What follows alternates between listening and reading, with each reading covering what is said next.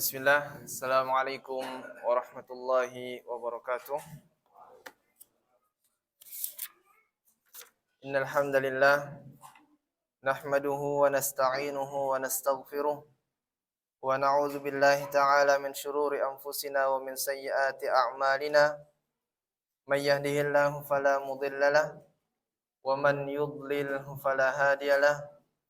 Asyhadu an la ilaha illallah wahdahu la syarika lahu wa asyhadu anna Muhammadan abduhu wa rasuluhu salawatu rabbi wa salamuhu alaihi amma ba'd. Alhamdulillah, segala puji bagi Allah Subhanahu wa taala yang telah mempertemukan kita kembali di Masjid Al-Hadi dengan suasana baru ya, Masya Allah. Yang mungkin antum tidak pernah melihat di masjid manapun lokasi kajiannya seperti ini. Tapi beliau bertanya ke ana tadi, bisa nggak seperti ini? Adakah pelanggaran dalam syariat? Ya, ana katakan tidak ada pelanggaran dalam syariat, tapi mungkin akan terlihat asing. Tapi tidak masalah dicoba jika ingin dicoba. Siapa tahu dengan dilakukan seperti ini, DKM yang lain juga tidak repot memindah-mindahkan meja dan kemudian diikuti cara masjid ini oleh DKM yang lain, maka ini juga termasuk pahala jariah bagi DKM insyaallah. Kita dipertemukan alhamdulillah dalam suasana yang baru seperti ini.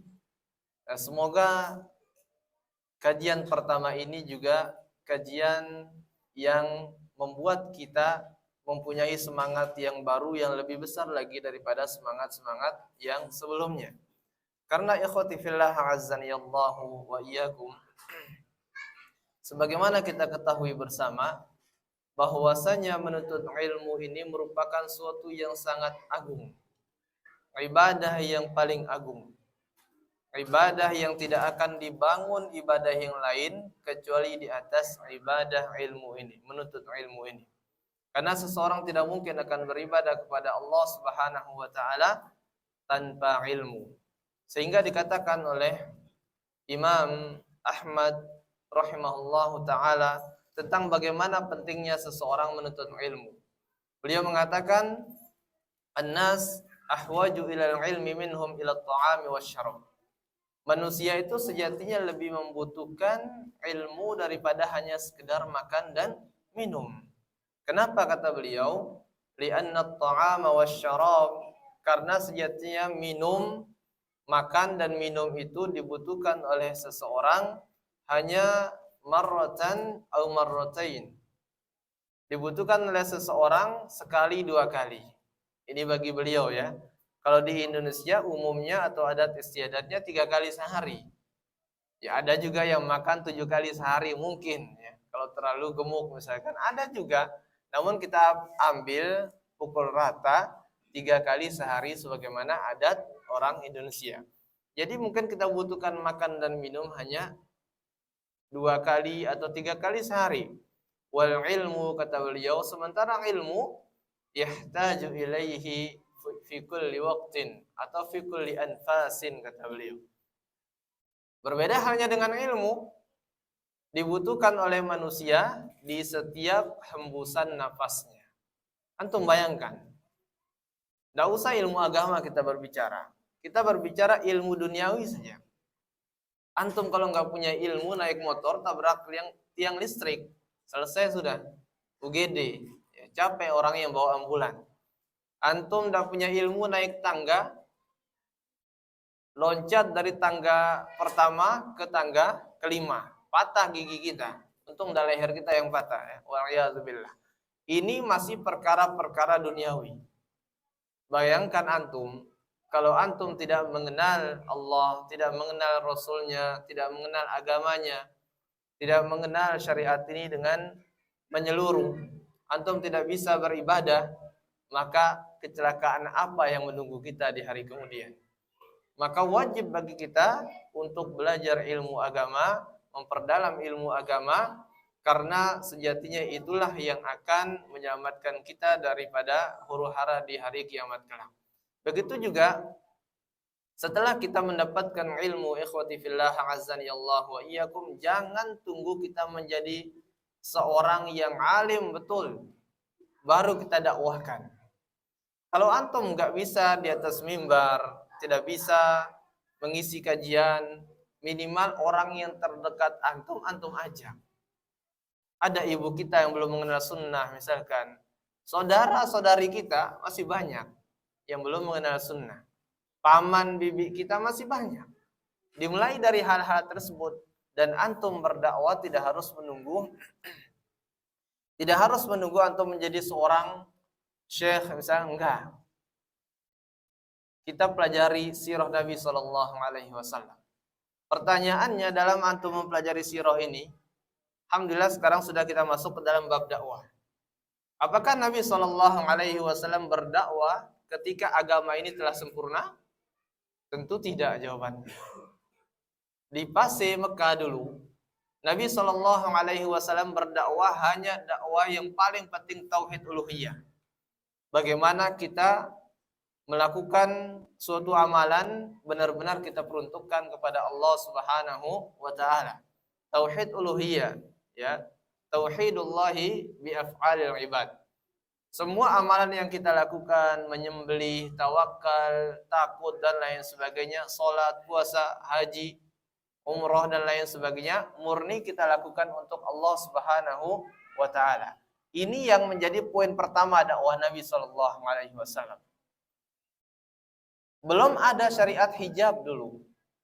Syariat hijab ada di tahun ke-5 Hijriah. Insyaallah kita akan bahas.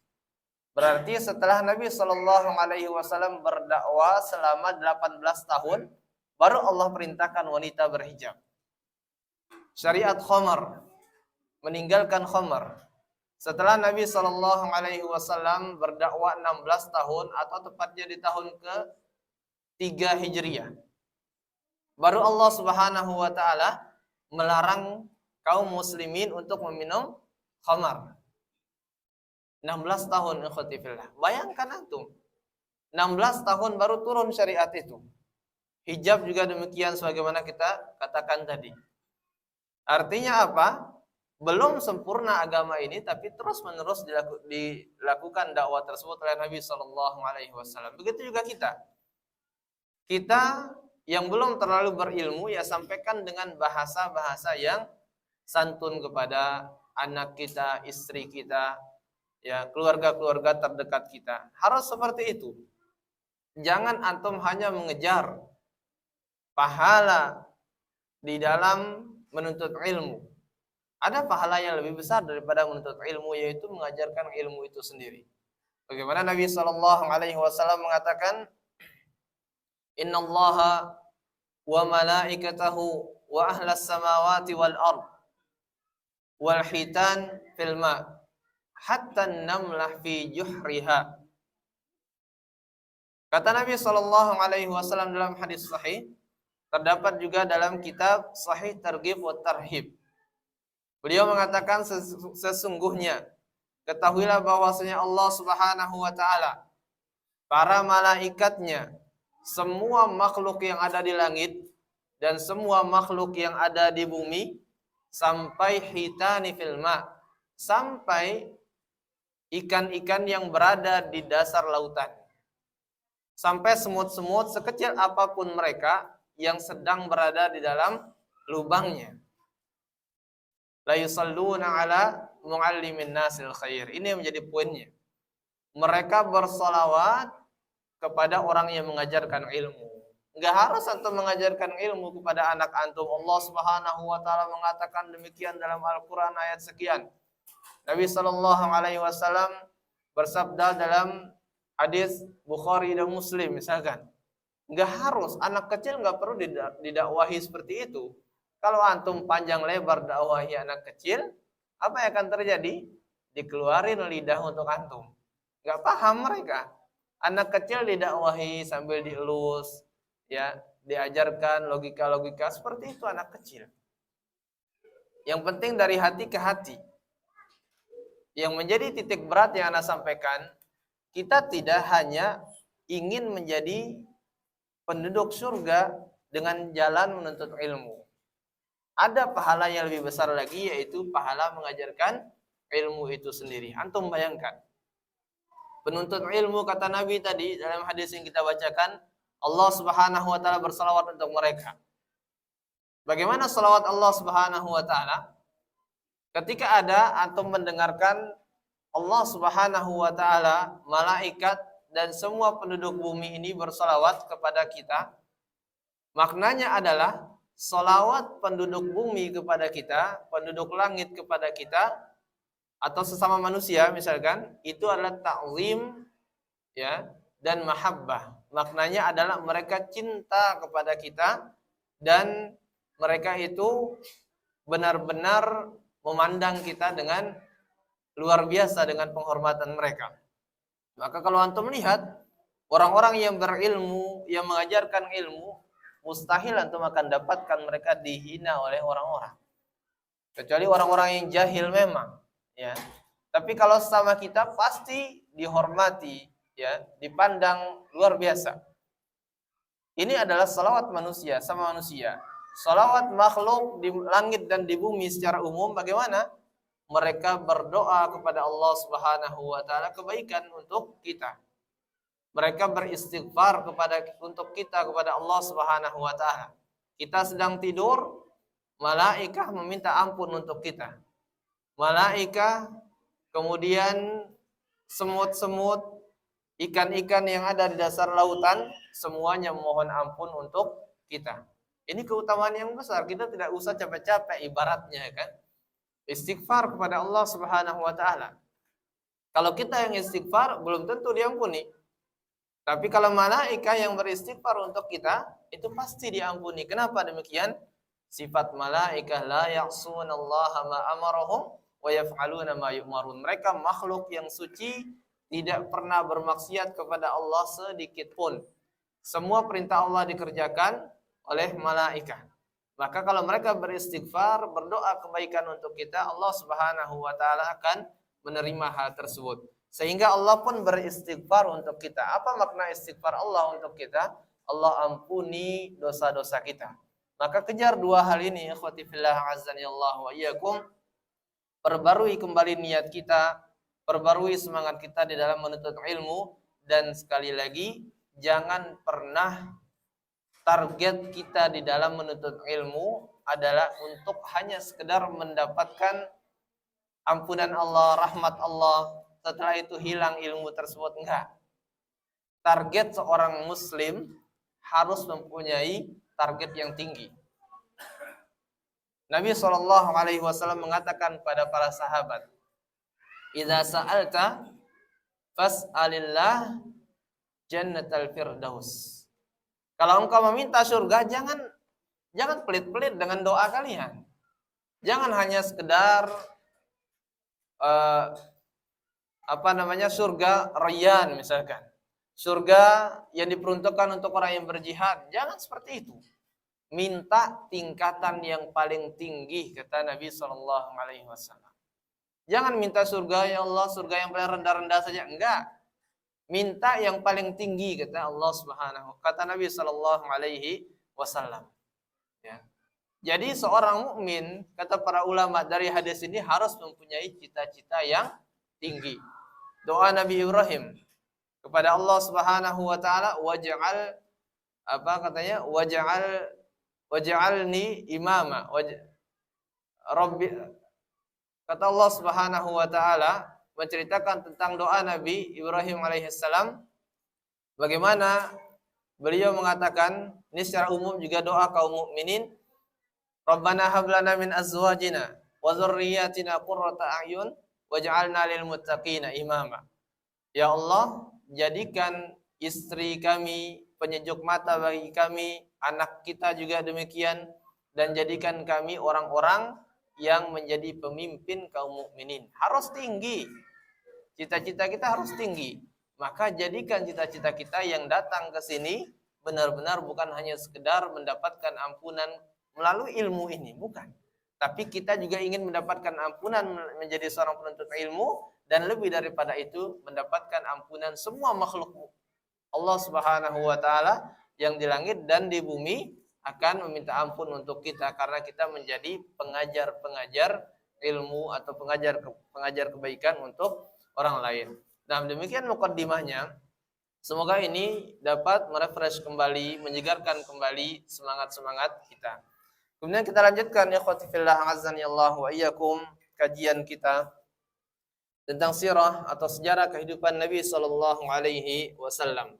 Terakhir kita sudah membahas bagaimana orang Quraisy kebingungan mereka untuk menghentikan dakwah Nabi sallallahu alaihi wasallam. Terutama ketika datangnya musim haji. Sudah kita bahas kemarin bagaimana orang Quraisy berkumpul di salah satu pembesar mereka Al-Walid bin Al-Mughirah, bapaknya Khalid ibn Al-Walid. Orang yang paling tua di antara mereka, orang yang paling cerdas di antara mereka, orang yang paling kaya di antara mereka. Kemudian setelah itu Al-Walid mengatakan, kira-kira apa yang akan kalian katakan kepada orang-orang yang datang haji dari segala penjuru dunia untuk menghentikan mereka agar mereka tidak mendengar dakwah Muhammad, kata mereka, kata Al-Walid.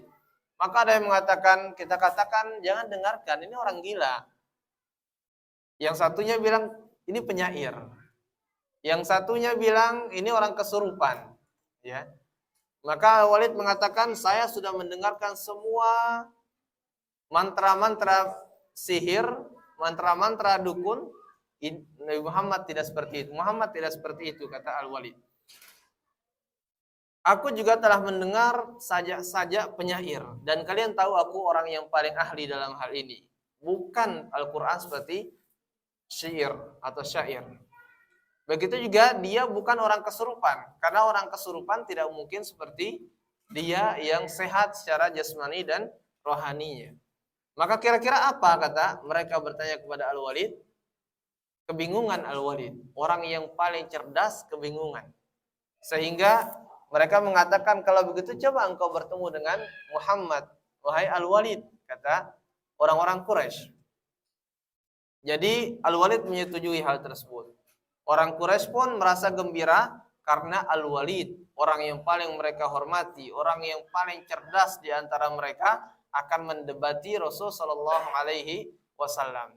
Ketika Al-Walid bin Al-Mughirah datang kepada Nabi sallallahu alaihi wasallam, kemudian Nabi membacakan Al-Qur'an kepada Al-Walid. Seketika hati Al-Walid yang keras, yang dipenuhi dengan kekufuran, lembut mendengarkan Al-Qur'an, ikhwati fillah. Seketika dia seolah-olah menjadi seorang yang beriman kepada ayat tersebut. Sampai dia tidak berkata satu pun. Kemudian dia pulang ke rumahnya, merenung di dalam rumahnya, tunduk dengan Al-Quran itu. Setelah beberapa hari tidak keluar rumah, didatangi oleh Abu Jahal, teman yang buruk, datang kepada Al-Walid. Yang seketika ditanya oleh Abu Jahal, wahai paman, kira-kira apa yang akan kau katakan kepada kaummu? Mereka sudah mengumpulkan harta untukmu. Mereka telah menyanjung berita tentang engkau berdebat dengan Muhammad telah tersebar di segala penjuru Mekah. Mereka menantikan kehadiranmu dan pengumuman darimu, kata Abu Jahal. Maka Al-Walid mengatakan dalam perkataan yang sangat-sangat masyhur, beliau mengatakan, wahai Abu Jahal, sesungguhnya Al-Quran itu manis. Kedengarannya manis. Beliau gunakan bahasa-bahasa sastra, ya. Al-Quran itu terdengar seperti sangat-sangat manis, sangat enak untuk didengar. Dan Al-Quran itu perkataan yang ya'lu wa la yu'la alaih. Dia perkataan yang paling tinggi, tidak ada yang bisa mengalahkannya. Dan dia akan mengalahkan semua perkataan-perkataan yang lainnya. Al-Quran itu diibaratkan sebuah pohon, kata beliau, kata Al-Walid bin Al-Mughirah, sebuah pohon yang akarnya itu menghujam ke dasar bumi, kemudian buahnya lebat. Tinggi pohon itu kemudian lebat, memberikan banyak manfaat kepada makhluk hidup. Akhirnya Abu Jahal mengatakan, kalau begini kaummu akan marah kepada engkau. Kalau begitu apa yang akan aku katakan wahai Abu Jahal, kata Al-Walid. Maka Abu Jahal mengatakan, ya mungkin kita katakan penyihir saja. Akhirnya disepakati dan kemudian keluar kepada kaumnya memberikan pernyataan tersebut, dan semakin menjadi-jadilah mereka di dalam menghentikan orang-orang yang ingin mendengarkan dakwah daripada Nabi Shallallahu Alaihi Wasallam. Sekarang kita masuk kepada inti pembahasan, bagaimana upaya yang dilakukan oleh orang Quraisy untuk mengcounter atau menghalangi dakwah Nabi Shallallahu Alaihi Wasallam. Dikatakan oleh muallif di sini, walamma intahal hajj, tatkala prosesi haji sudah selesai, musim haji sudah selesai dan orang-orang telah kembali ke tanah kelahiran masing-masing, adat Quraisyun ila buyutihim. Seketika orang Quraisy mulai kembali dengan tenang ke rumah mereka, mulai terbebas daripada rencana awal mereka. Terbebas daripada rencana awal mereka, watma'annu ka'annahum ra'au an yu'aliju hadhil mushkilah allati nash'at li ajli qiyami Rasulillah sallallahu alaihi wasallam bid-da'wati ila Allah wahdah. Seolah-olah sekarang mereka sudah mengobati, sudah menghilangkan penyakit yang ada di tengah-tengah Quraisy. Seolah-olah seperti itu mereka. Jadi mereka sudah bisa istirahat sejenak. Karena apa?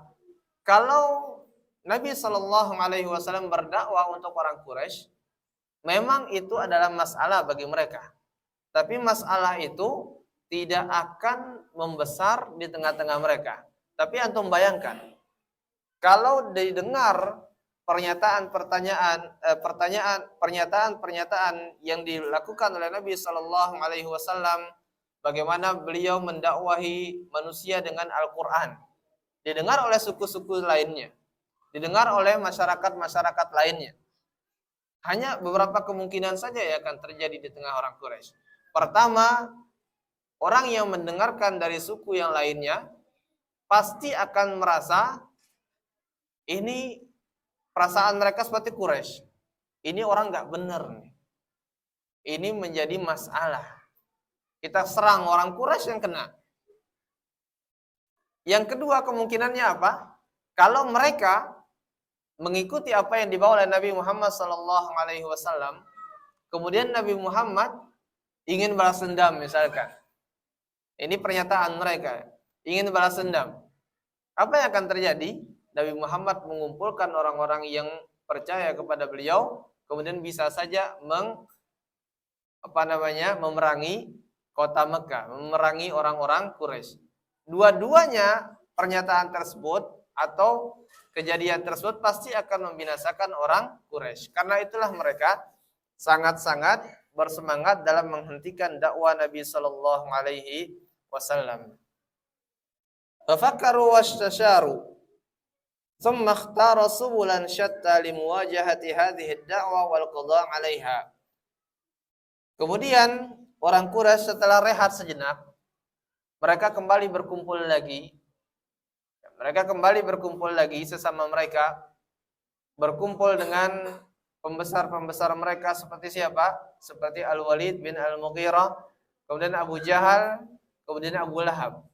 Dan kita telah membahas kemarin bahwasanya Abu Jahal dan Abu Lahab ini sejatinya bukan karena mereka tidak mau menerima dakwah Islam, tapi ada suatu niat yang terselubung.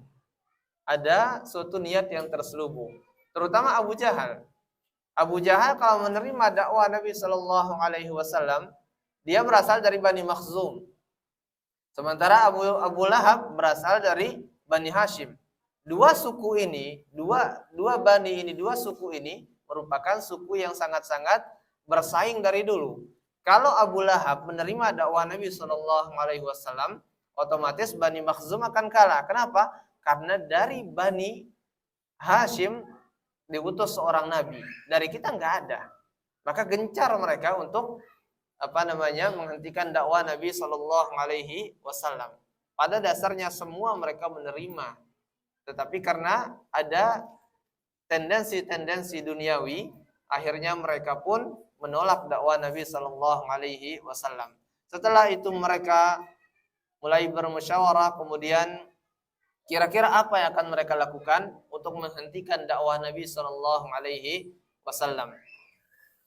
Yang pertama di sini ditulis oleh muallif, muwasalatus sakhriyah wal istihza wal iktsaru minha. Bagaimana mereka mencela Nabi Shallallahu Alaihi Wasallam dan menghina Nabi Shallallahu Alaihi Wasallam. Terus menerus mereka lakukan hal demikian, dan ternyata bukan hanya satu orang atau dua orang. Muwasalah artinya saling mengirim, dicela dengan begini. Yang satunya bilang, nanti kamu celah, sebut begini. Nanti sebut begini. Terus muwasalah itu. Penghinaan-penghinaan kepada Nabi Shallallahu Alaihi Wasallam. Didoktrin anak-anak mereka. Ini namanya muwasalah. Dari lisan ke lisan, kalau ada orang yang mengaku Nabi, namanya Muhammad, yaitu adalah penyihir, jangan dipercaya dan begini dan begitu, ya. Ya, ini namanya muwasalah. Wal qasdu min dzalika takhdhiri wal qasdu min dzalika takhdhiru Rasulullah sallallahu alaihi wasallam wal muslimin wa tauhin quwahum al ma'nawiyah. Maksud daripada muwasalah tersebut, celaan dan hinaan yang dilayangkan kepada Nabi sallallahu alaihi wasallam sejatinya hanya untuk melemahkan semangat Nabi Shallallahu Alaihi Wasallam dalam berdakwah, menjadikan Nabi Muhammad seorang yang futur, yang lemah semangat lagi di dalam menyampaikan kebenaran itu. Dan ini nyata, ikhwati fillah. Antum, jangankan orang muwasalah terhadap antum, didoktrin orang-orang untuk mencela antum, misalkan yang mengenal sunnah. Coba antum dakwahi ya keluarga terdekat kita.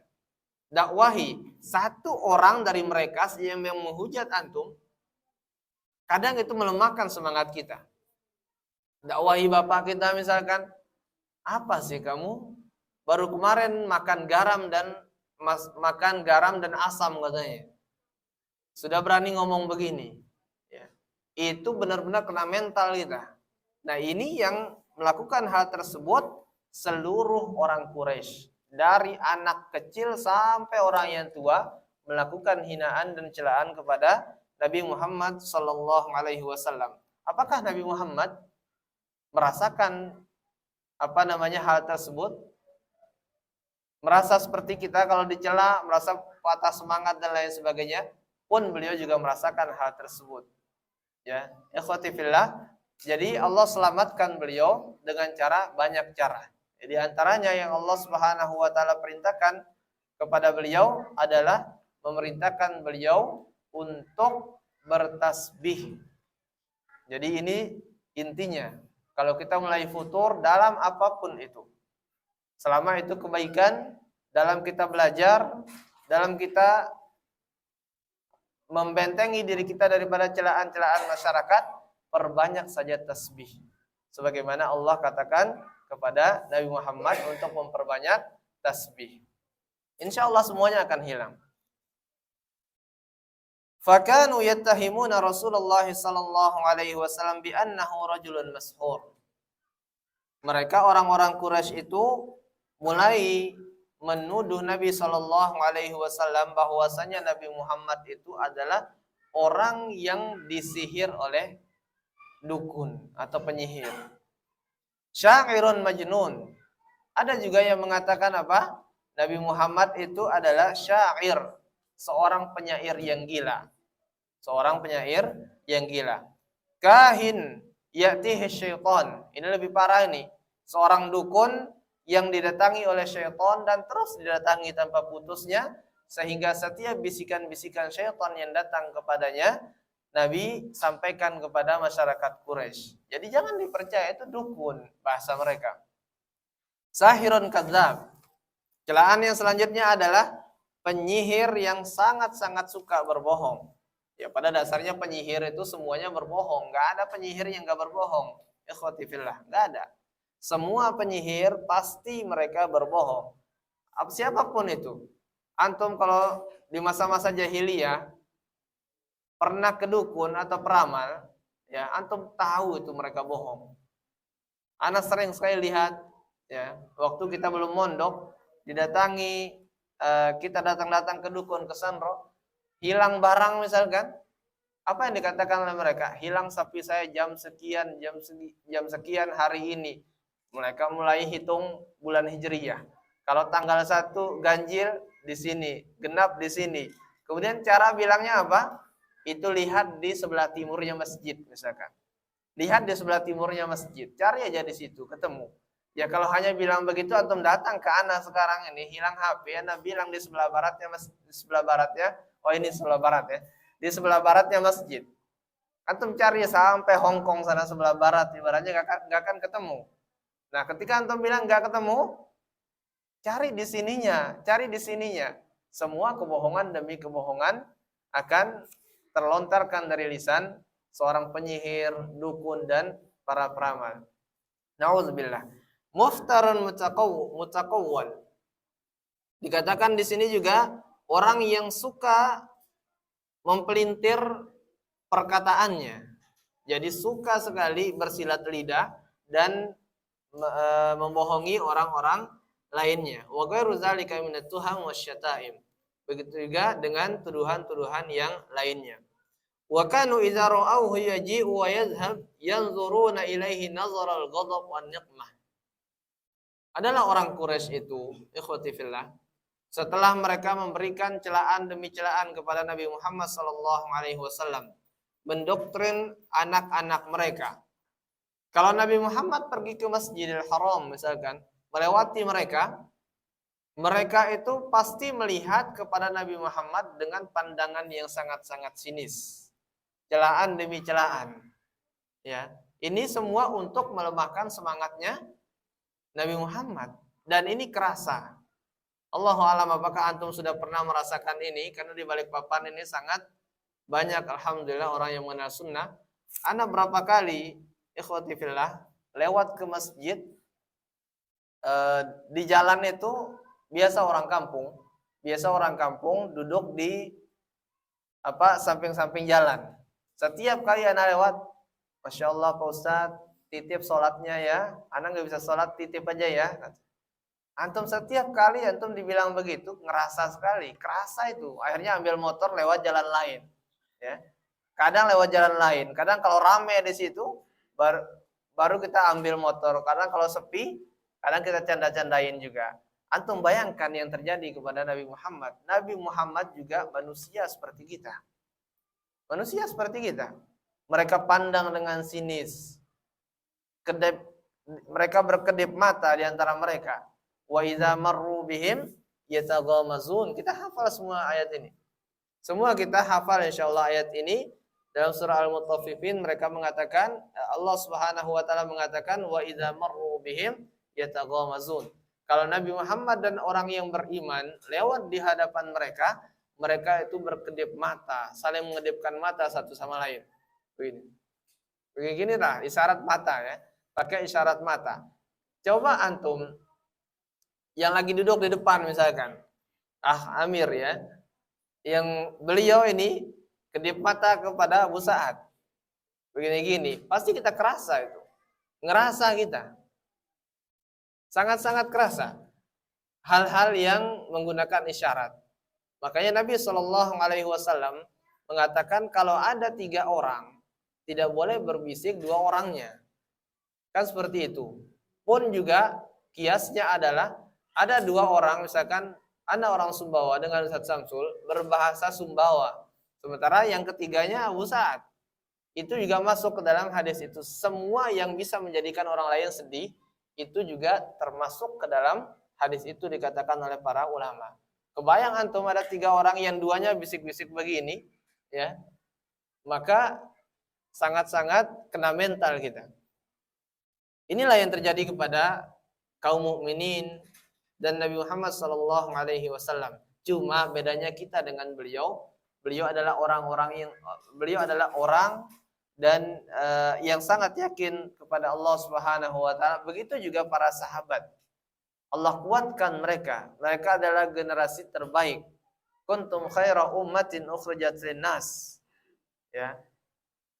Kalian adalah orang yang paling baik yang dikeluarkan oleh Allah Subhanahu wa taala. Kata Allah Subhanahu wa taala. Jadi mereka dikuatkan oleh Allah Subhanahu wa taala dengan syariat. Sehingga ketika terjadi hal tersebut, mereka masih bisa membentengi diri dengan syariat yang Allah Subhanahu wa taala turunkan kepada mereka. Allah Subhanahu wa taala berfirman, "Wa iyyakadul ladzina kafaru la yuzliqunaka bi absarihim lamma sami'u dzikr wa yaquluna innahu lamajnun." Kata Allah Subhanahu wa taala, hampir saja orang-orang yang kafir itu, orang-orang Quraisy, menghinakan engkau dengan pandangan-pandangan mereka. Melemahkan semangatmu dengan pandangan-pandangan mereka.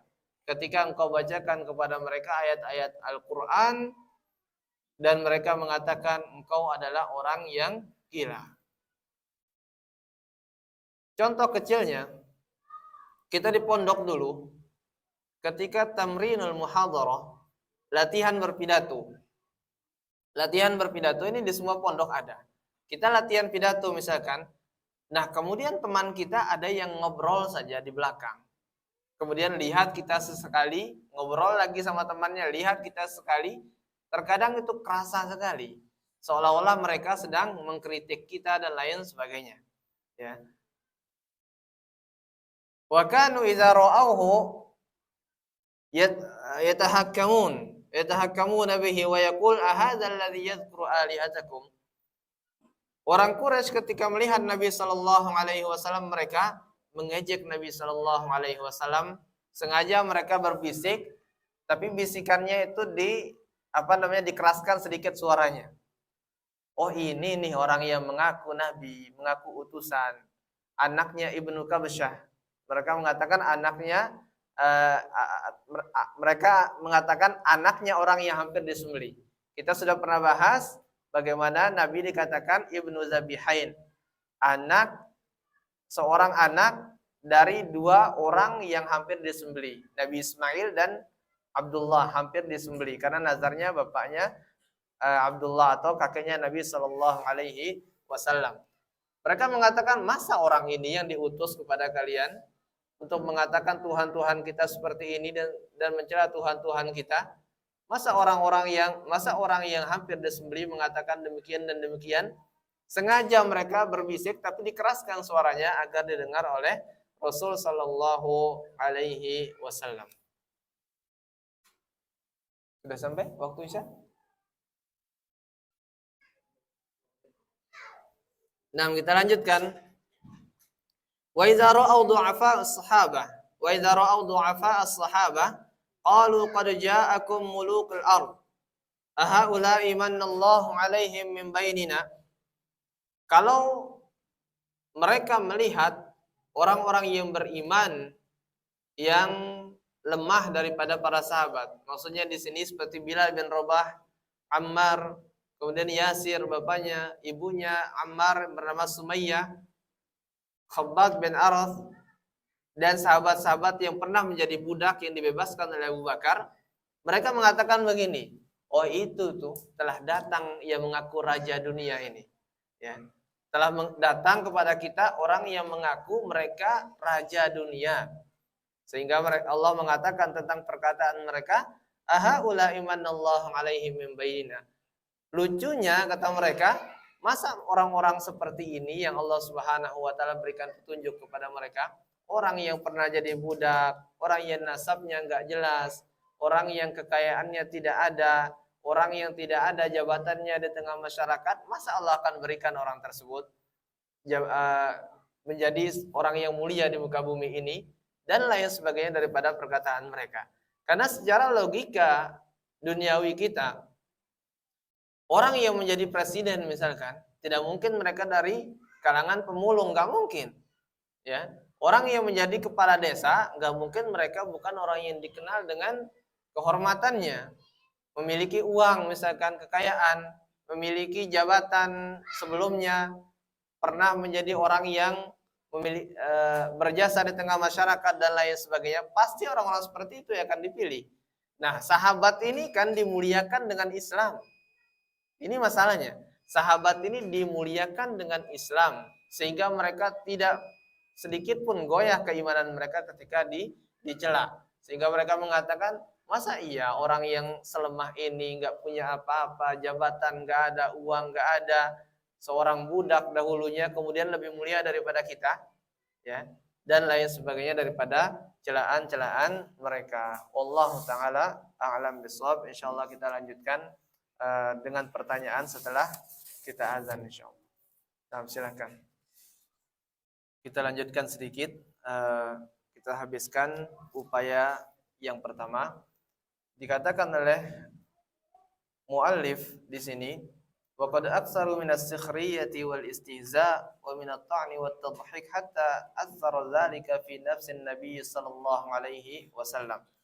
Dan orang Quraisy senantiasa semakin memperbanyak dan memperbanyak celaannya dan terus-menerus itu dilakukan sampai anak kecil di antara mereka pun keluar untuk mencelah Nabi dan para sahabat. Sehingga Nabi sallallahu alaihi wasallam dikabarkan oleh Allah Subhanahu wa taala, "Wa laqad na'lamu annaka yadhiqu sadruka bima yaqulun." Wahai Muhammad, kata Allah Subhanahu wa taala, sungguh aku itu tahu kalau engkau ketika mendengar celaan-celaan orang Quraisy, hatimu itu sempit. Engkau mulai futur dalam berdakwah. Engkau mulai enggak enakan dengan keluargamu sendiri dan lain sebagainya daripada hal-hal yang dapat menghilangkan rasa semangat dalam berdakwah kepada Allah Subhanahu wa taala. Kemudian Allah Subhanahu wa taala memberikan obat daripada hal tersebut dengan ayat yang telah kita bacakan tadi. Fasabbih bihamdi rabbika wa kum minas sajidin. Ini ikhwati fillah, perhatikan ayat ini. Nabi Muhammad dalam surah Al-Hijr ayat 97 merasakan kesedihan yang jelas terhadap celaan-celaan yang dilayangkan oleh orang Quraisy kepada mereka, dan kemudian Allah memberikan obatnya pada ayat 98, ya. Pada surah Al-Hijr ayat 98, fasabbih bihamdi rabbika wa kum minas sajidin. Wahai Muhammad, obatnya apa kata Allah? Bertasbihlah engkau kepada Allah Subhanahu wa taala. Agungkan Tuhanmu, pujikan Tuhanmu, wa kum minas sajidin, dan teruslah engkau melaksanakan salat. Perbanyak salatmu. Jadi perbanyak tasbih dan perbanyak salat merupakan obat daripada kesedihan-kesedihan yang ada di dalam hati kita. Ini caranya.